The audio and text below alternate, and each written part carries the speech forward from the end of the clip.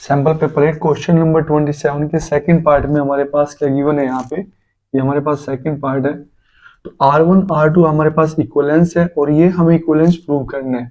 तो हम लोग करेंगे क्या, R1 में से कोई वैल्यू लेंगे a, एंड और R2 में से भी कोई वैल्यू लेंगे क्या, a। तो अगर मान ले यहाँ पे देखेंगे कि यहाँ पे क्या कि a किसमें है, R1 में, और R1 क्या है हमारा इक्विवेलेंस मतलब अगर सेम वैल्यू, तो R1 हमारा इक्विवेलेंस है तो इसका मतलब इसके अंदर क्या है, सेम वैल्यूज हमारे अंदर क्या बनाएंगे, रिफ्लेक्सिव। R1 क्या है, reflexive, R1 is reflexive and R2 भी क्या हमारे पास रिफ्लेक्सिव, R2 इज रिफ्लेक्सिव। तो इसके अंदर जो हमारे पास A और A है वो भी R1 में जाएगा, A और A वो किस में जाएगा, R2 में जाएगा। तो A, किसके अंदर पड़ा है हमारे पास, R1 इंटरसेक्शन R2 के अंदर जाएगा। अब इसका मतलब सेम वैल्यूज अगर इंटरसेक्शन में चली गई तो फिर R1 इंटरसेक्शन R2 भी हमारे पास क्या बनेगा, इज रिफ्लेक्सिव। तो कंडीशन नंबर 2 हमारे पास सिमेट्रिक के लिए जाएंगे हम। तो हमें पता है क्या कि अगर A भी R में है, R1 में है, तो B A भी किस में होगा, R1 में। A B अगर R2 में है तो B A भी किस में होगा, R2 के अंदर। कारण क्या है इसमें, क्योंकि हमारे पास ये क्या है, R1 सिमेट्रिक, तो A भी उसमें है तो B A भी उसके अंदर है। तो R2 भी क्या हमारे पास सिमेट्रिक, तो B A भी इसमें है तो B A भी इसके अंदर है, इसके अंदर। तो B A जो है वो किसके अंदर चला गया है यहाँ पे, R1 इंटरसेक्शन R2 के अंदर से। और शुरू में हमने लिया क्या कि A B जो है वो किसके अंदर है, R1 इंटरसेक्शन R2 में। तो अगर A B R1 intersection R2 में, फिर A B कहाँ चला गया, R1 में, और A B कहाँ चला गया, R2 में। वो दोनों में होगा क्योंकि इंटरसेक्शन का मतलब क्या है, वो दोनों में है। अब R1 हमारा सिमेट्रिक है तो फिर ये वैल्यू घूम के भी किस में जाएगी, R1 में। R2 भी हमारा क्या सिमेट्रिक, तो घूम के किस में जाएगी, इसमें। तो बी ए R1 में और बी ए R2 में, तो उनकी क्या होगा, इंटरसेक्शन में भी होगा। तो अगर A B R1 intersection R2 में है तो उसका उल्टा भी उसके अंदर गया है, तो इसका मतलब क्या हमारे पास R1 intersection R2 is symmetric. तो पार्ट नंबर 3 के लिए हम करेंगे क्या, मान लेंगे कि A B R1 intersection R2 में है और बी सी भी किस में है, R1 इंटरसेक्शन R2 में। तो हमें प्रूव क्या करना है कि जो ए बी है, ए बी को हटा के ए सी किस में जाएगा, R1 इंटरसेक्शन R2 में। तो यहां से देखिए यहाँ पे क्या आएगा कि जो ए बी है वो किस में पड़ा है, R1 में। तो जो ए बी है वो किस में पड़ा है, R2 में। इंटरसेक्शन का मतलब क्या होता है कि ये R1 में भी है और ये R2 में भी है। सेम यहाँ पे BC किसके अंदर पड़ा है, BC R1 में। इंटरसेक्शन का मतलब क्या है, ये R1 में भी जाएगा और BC जो है वो R2 में भी जाएगा। अब R1 क्या हमारे पास इक्विवेलेंस है, इक्विवेलेंस मतलब ये ट्रांजिटिव शो करेगा, मतलब ये बीच वाले B को हटा के A और C को खुद के अंदर लेके जाएगा, क्योंकि ये क्या हमारे पास ट्रांजिटिव। सेम यहाँ पे R2 हमारे पास क्या है, इक्विवेलेंस रिलेशन, मतलब ये B को बीच वाले पार्ट को हटा के A C को किसके अंदर लेके जाएगा, खुद के अंदर, R2 के अंदर लेके जाएगा। अब यहाँ पे जो AC है वो R1 में भी पड़े और R2 भी पड़े, तो इसका मतलब क्या है, जो AC है वो किस में जाएगा, R1 इंटरसेक्शन R2। और ये हमें प्रूव करना था कि अगर AB इंटरसेक्शन में और BC इंटरसेक्शन में, तो B को हटा के A और C भी यहाँ पे लेके जाएंगे हम लोग इंटरसेक्शन में। तो इसका मतलब R1 इंटरसेक्शन R2 क्या बना हमारे पास, इज ट्रांजिटिव। तो ये क्या है हमारा आंसर। तो सैंपल पेपर 9 के क्वेश्चन नंबर 23 में हमारे पास ये फंक्शन गिवन है, हमें इसको इंजेक्टिव शो करना है। इंजेक्टिव क्या होता है हमारे पास, 1 1। तो 1 1 शो करने के लिए क्या करेंगे हम, यहाँ पे fx1 इक्वल टू में fx2, यहाँ पे क्या लेंगे, x1 का क्यूब और x2 का क्यूब, इसको साइड लेके जाएंगे, x1 का क्यूब माइनस के x2 का क्यूब इक्वल टू में 0। तो यहाँ से फॉर्मूला लगे क्या, x1 माइनस में x2, x1 का स्क्वायर प्लस x2 का स्क्वायर प्लस में x1 और x2 और इक्वल टू में क्या, 0। तो फर्स्ट पार्ट भी किसके इक्वल आएगा, 0 के, और सेकंड पार्ट भी हमारे पास किसके इक्वल आएगा, 0 के। अब ये पार्ट हमारा 0 के इक्वल नहीं आएगा, क्यों नहीं आएगा, क्योंकि ये भी स्क्वायर है, यहाँ पे दोनों नंबरों की multiply as a positive number, तो क्या आएगी, नॉट इक्वल टू 0। तो x1 किसके इक्वल टू 1 है, यहाँ पे x2 के। तो फंक्शन इक्वल था x1 x2 पे, हमारी वैल्यूज इक्वल है, इसका मतलब हमारा फंक्शन क्या बनाइए, 1 1 1 1 को हम क्या बोलेंगे यहाँ पे, इंजेक्टिव। तो ये क्या है हमारा answer. Sample paper 9 question number 23 हमारे पास ये गिवन है। तो करना है कि हम इसको 1 1 शो करना है, तो लेकिन हमारे पता है कि हमारे पास जो कोस की वैल्यू, x की वैल्यू है 0 रखेंगे यहाँ पे, कोस 0 की वैल्यू क्या होती है हमारे पास 1। तो सेम यहाँ पे अगर यहाँ पे 2 पाई रखें तो कोस 2 पाई की वैल्यू भी हमारे पास क्या होती है 1। तो देखा जाए इस क्वेश्चन में कि f0 और f2 पाई हमारे पास क्या है, इक्वल, लेकिन अंदर की जो वैल्यू है 0 इक्वल टू में 2 पाई है हमारे पास क्या इक्वल नहीं है। तो इसका मतलब हमारा फंक्शन क्या है, नॉट 1 1, नॉट 1 1। अब ऑन टू के लिए क्या चेक करेंगे हम लोग, यहाँ पे इसके अंदर कुछ भी वैल्यू रखें, ये हमारे पास जो रेंज होती है -1 से कहाँ तक होती है, कोस के लिए 1 तक, कि हम कोस के अंदर fx इक्वल टू में कोस x, तो कोस के अंदर कुछ भी वैल्यू रखे तो हमारी रेंज कहाँ तक जाएगी, यहाँ तक। मतलब इसके अलावा जो भी वैल्यू बचेगी वो हमारे पास पीछे कनेक्ट नहीं होंगी। मतलब कैसे, कोस x हमारे पास क्या रहेगा, 1 से लेके -1 के बीच में। कोस x किसको रिप्रेजेंट कर रहे हैं यहाँ पे, fx को। तो fx की हमारी वैल्यू क्या रहेगी, -1 से और सिर्फ 1 के बीच में। तो इसमें हमारी रेंज क्या है, लिमिटेड। तो इसका मतलब हमारा फंक्शन क्या है, नॉट ऑन टू, क्योंकि इसमें जो बाकी बची वैल्यू है वो हमारे पास पीछे कनेक्ट नहीं होंगी। जैसे 1 से बड़ा क्या, 2 कनेक्ट नहीं होगा, 3 कनेक्ट नहीं होगा। ये हमारा फंक्शन सिर्फ किसके बीच में लाई करता है, -1 और 1 के बीच में। और ये क्या है हमारा आंसर। तो सैंपल पेपर 10 क्वेश्चन नंबर 28 में हमारे पास ये गिवन है, और हमारा फंक्शन क्या बोल रहा हुआ है कि ये रियल नंबर से कहाँ तक जाएगा, रियल नंबर तक। तो मैं 1 1 चेक करने के लिए क्या करेंगे, यहाँ पे f(x1), f(x2), यहाँ पे क्या लेंगे, यहाँ पे हर जगह x की जगह 3x1 - 1/2, इधर क्या लेंगे अब की बार x की 2, 3x2 - के 1/2। तो 2 से 2 गया, 3x1 - 1 इक्वल टू 3x2 - 1, -1 से -1 गया, 3x1 इक्वल टू 3x2, 3 से 3 गया। तो हमारी वैल्यूज क्या इक्वल, फंक्शन इक्वल थे और अंदर की जो वैल्यूज आई हमारे पास क्या इक्वल। तो इसका मतलब हमारा फंक्शन क्या बनेगा यहाँ पे 1 1। सेम fx किसके इक्वल है, 3x - 1/2। हम fx को क्या पुट करेंगे, y। तो 3x - 1 2, इसको साइड लेके जाएंगे 2y, क्या बचेगा हमारे पास, 3x - 1 को उधर लेके जाएंगे तो क्या बनेगा, प्लस का 1 और 3x। तो x की वैल्यू क्या आएगी हमारे पास, 2y + 1/3। तो अब करना है कि हमें ये देखना है कि x क्या है हमारा, x क्या है हमारा, रियल नंबर। तो ये पूरा का पूरा पार्ट भी किसके अंदर जाएगा, रियल नंबर के अंदर।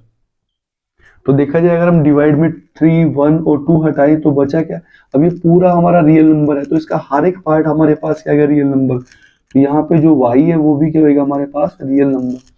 या फिर हद से ज्यादा हम इस क्वेश्चन में क्या करेंगे, f(x) किसके इक्वल है हमारे पास, 3x - 1/2। तो इस क्वेश्चन में हम x की जगह क्या लिखेंगे, जो हमारे पास ये पड़ा है, जो हमारे पास ये आया क्या, 3 क्या है हमारे पास यहाँ से 2y + 1/3 प्लस के सॉरी -1, और y में क्या आएगा यहाँ पे 2। तो x की जगह में ये लिखना है। अब आएगा क्या, fx इक्वल टू में 3 से 3 गया, 2y + 1 - के 1/2, 1 से 1 गया तो बचा क्या, 2y/2, और 2 से 2 गया। तो fx किससे कनेक्ट करके दिखाना में, y से। मतलब जो हमने लिया था fx की जगह क्या लिया था, y। तो मैं fx को क्या शो करके दिखाना, y। और यही क्या पार्ट बनाएगा हमारा ऑन टू, और ये क्या होगा हमारा आंसर। तो क्वेश्चन नंबर 11 के सॉरी सैंपल पेपर 11 के क्वेश्चन नंबर 27 में हमारे पास फर्स्ट पार्ट ये गिवन है, हमें क्या शो करना है, रिलेशन को इक्विवेलेंस शो करना है। तो a + b क्या दिया हुआ है, डिविजल/2। तो पहले पार्ट के लिए क्या लेंगे हम, a, मतलब यहाँ पे क्या चेक करेंगे, इन दोनों का सम करेंगे, इस पार्ट का इस पार्ट का। तो a + a इक्वल टू में क्या आएगा 2a। तो हम कन्फर्म है यहाँ पे इसके अंदर क्या है 2। तो इसका मतलब हमारे पास जो ए ये वाला पार्ट है किससे डिवाइड होगा 2 से। तो ए कोमा ए किसके अंदर क्या है रिलेशन के अंदर, और हमारे पास क्या बनेगा आर इज रिफ्लेक्सिव। अब सेम पार्ट नंबर सेकंड के लिए क्या करेंगे हम ए बी को किसके अंदर से लेंगे रिलेशन के अंदर से, और कंडीशन क्या है यहाँ पे इन दोनों का सम जो है किससे डिवाइड होगा 2 से। तो हम कंफर्म है कि a प्लस बी किससे डिवाइड होगा 2 से, तो क्या आएगा हमारे पास k। तो अब हमने किया पहले, अब अगर हम इसको घुमा के लिखे यहाँ पे b प्लस ए, तो ये भी क्या होगा हमारे, हम इसको क्या कर सकते हैं घुमा के लिख सकते हैं यहाँ पे कैसे, क्योंकि a में p को ऐड करो या फिर b में a को, बात क्या होती है a की। तो b प्लस ए बी किससे डिवाइड हुआ 2 से, और वैल्यू क्या मिली हमें यहाँ पे k। तो इसका मतलब क्या है यहाँ पे कि b कोमा ए बी किस में गया रिलेशन के अंदर, और r क्या बनेगा हमारे पास r इज सिमेट्रिक। अब पार्ट नंबर 3 के लिए करेंगे क्या, दो बंदे लेंगे यहाँ पे ए बी आर के अंदर से और बी सी भी क्या लेंगे आर के अंदर से लेंगे, और शो क्या करेंगे कि ए सी जो है इसके अंदर जाए आर के अंदर।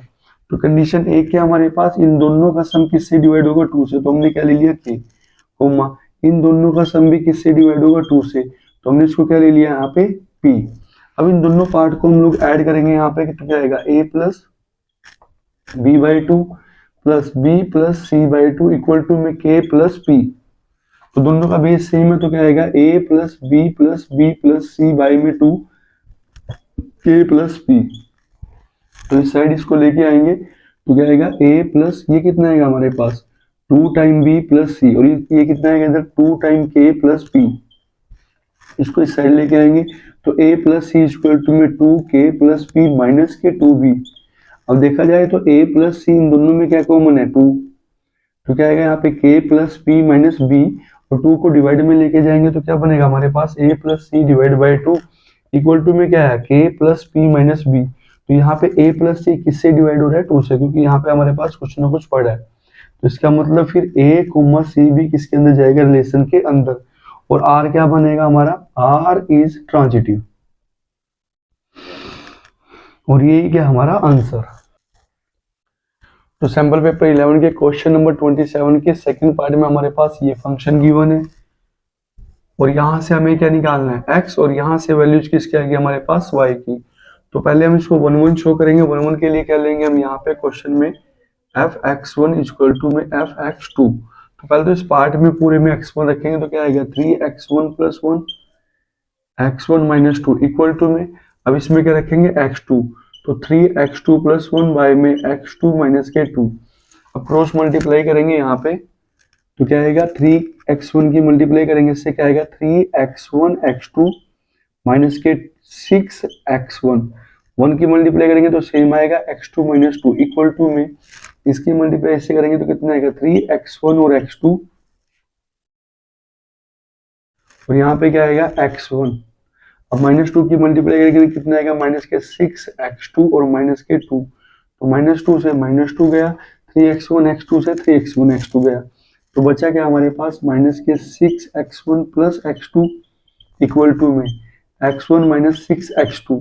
तो इसको उस साइड लेके जाएंगे तो माइनस के 6x1 माइनस के x1, इसको इस साइड लेके आएंगे x2 को, तो माइनस के x2, तो कितना आएगा 7 टाइम x1 माइनस के 7 टाइम x2, माइनस 7 से माइनस 7 x1 किसके इक्वल है x2 के। तो जब x1 x2 के इक्वल आता है तो हमारा फंक्शन क्या बनता है 1 1।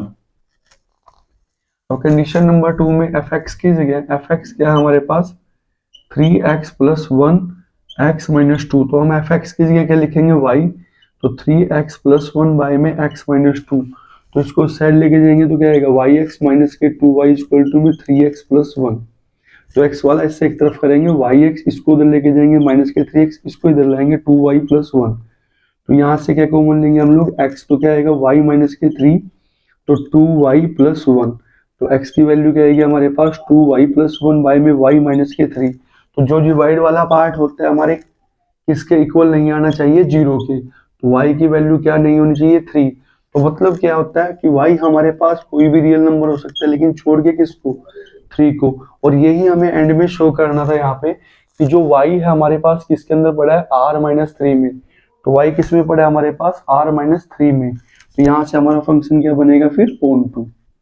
तो यही क्या हमारा आंसर। तो सैंपल पेपर 12 के क्वेश्चन नंबर 25 में हमारे पास सिर्फ ए सेट गिवन है और हमें करना है कि एक फंक्शन है हमारे पास ये गिवन है, तो हम करेंगे कि इसको 1 1 और 1 2 शो करेंगे। तो इसके लिए करेंगे यहाँ पे f(x1) और f(x2), तो इस पूरे पार्ट में क्या लिखेंगे x1, x की जगह x1 + 3 6x1 - 4 इक्वल टू में क्या आएगा 4x2 + 3 और 6x2 - 4। अब क्रॉस मल्टीप्लाई करेंगे 4x1 की इस पूरे से करेंगे कितना आएगा 24x1 x2 और क्या आएगा माइनस के 16x1। अब 3 की मल्टीप्लाई करेंगे इससे तो कितना आएगा 18x2 और माइनस के 12 इक्वल टू में करना क्या 6x1 की मल्टीप्लाई करेंगे इससे कितना आएगा 24x1 x2 और प्लस के 18x1 और -4 की करेंगे तो कितना आएगा माइनस के 16x2 और माइनस के 12। तो -12 से -12 गया 24x1 x2 से 24x1 x2 गया, तो बचा क्या हमारे पास यहाँ पे माइनस के 16x1 plus 18x2 equal to में क्या बचा हमारे पास 18x1 माइनस के 16x2। तो हमें अब क्या करेंगे यहाँ पे 18x1 उधर से x1 को इधर लेके आएंगे तो नेगेटिव क्या बनेगा हमारे पास पॉजिटिव 16x1, इसको उस साइड लेके जाएंगे 18x2 प्लस के 16x2। तो 18 और 16 को ऐड करेंगे तो कितना आएगा हमारे पास 32।